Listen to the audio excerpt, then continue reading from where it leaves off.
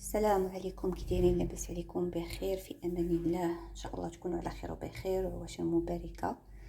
اليوم غنقدم لكم غريبه ديال اللوز ملوزه. دونك غنحتاجوا 4 ديال اللوز، عندي 100 غرام ديال السكر سنيده، عندي هنا 2 بيضات، من نقدر نخدم بيضه واحده نقدر نزيد الثانيه، عندي هنا واحد شويه ديال نكهه الحامض واللي عنده الحامض يقدر يحكو، عندي هنا معلقه كبيره ديال الكونفيتور يكون سائل، ولا تقدروا تعوضوه بمعلقه صغيره ديال الجليكوز. عندي هنا معلقه ديال الزبده، عندي هنايا معلقه صغيره ديال خميره الحلويات ومعلقه صغيره ديال الدقيق الخاص بالحلويات. دابا غناخذ اللوز ديالي اللي ديجا انا عندي هنايا بودغ، وغنعاود نطحنو مع سنيده ونطلقاو. انا من بعد ما طحنت اللوز وسنيده كنطحنهم غير باش السنيده ما تجيش كتغزغز زعما في الفم. غادي نضيفو ليه معلقه صغيره ديال الدقيق الخاص بالحلويات،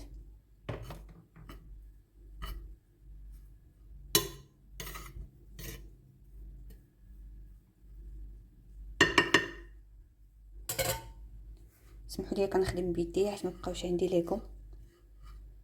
غادي نزيد ليه النكهه ديال الحامض، واللي عنده الحامض يدير القشور ديالو.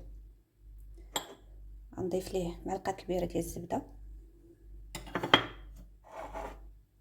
معلقه كبيره ديال لا كونفيتور السائل،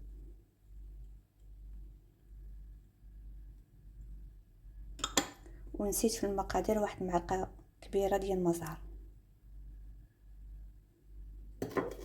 غنخدم دابا هادشي كامل ونعاودو نتلاقاو.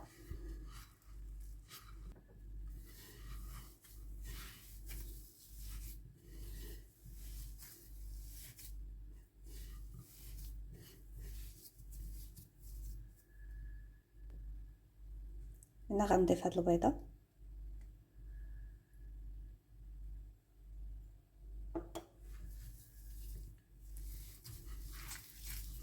وغنعكها مزيان.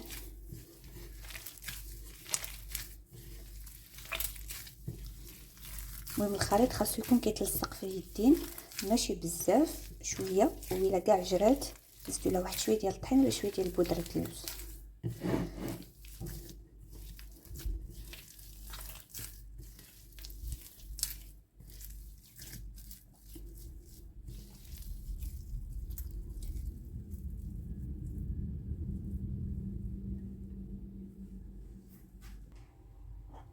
انا هنا جاتني جاريه شويه، غادي نزيد لها واحد شويه ديال بودره ديال اللوز.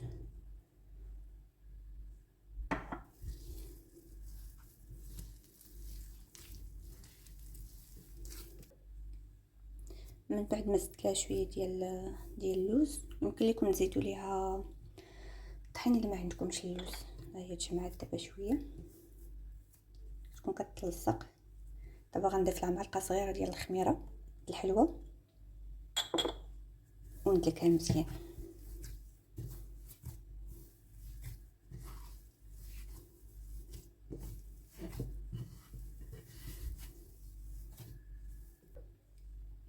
دابا غادي نخليها واحد تقريبا 10 دقائق حتى 15 دقيقه، حيت يقدر يكون اللوز كيشرب وما يبقاش هي العجينه بحال هكا كتلصق.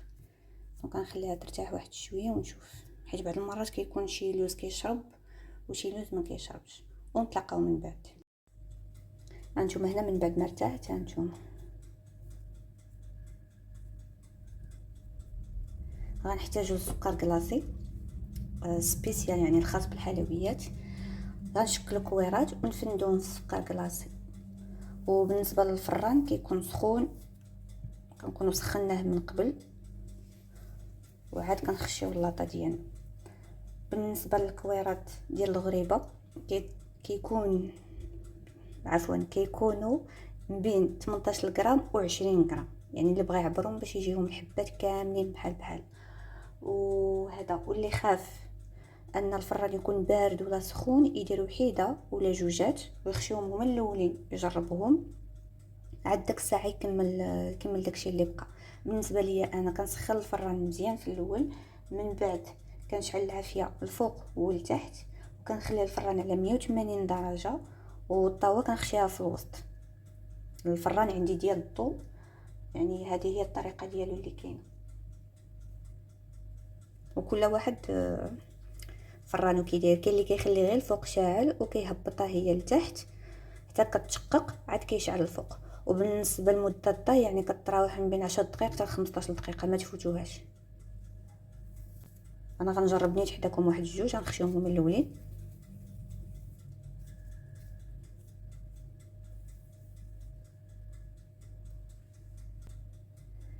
كتفندوهم مزيان في السكر بحال هكا، كتهزوهم ديروهم بحال هكا غير شويه ماشي بزاف، صافي. كتهزوهم هكا بجوج صبيعات.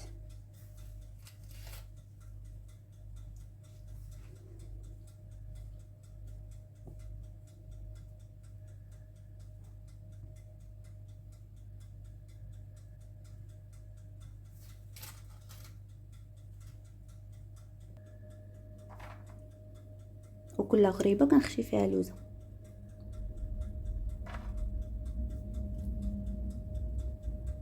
انا دابا غنخشيهم في الفران، ندير تجربه حداكم ونتلاقاو من بعد. هانتوما هما دوك الجوج اللي خشيت قبيله، هما الاولين باش نجرب. ودابا غنخشي الطاوه ديالي الاخرى ان شاء الله.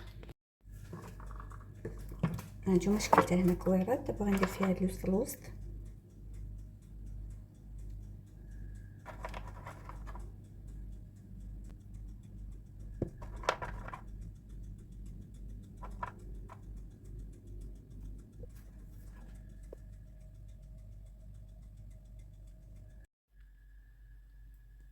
هانتوما الغريبه من بعد ما طابت تبارك الله ما شاء الله كي كتجي.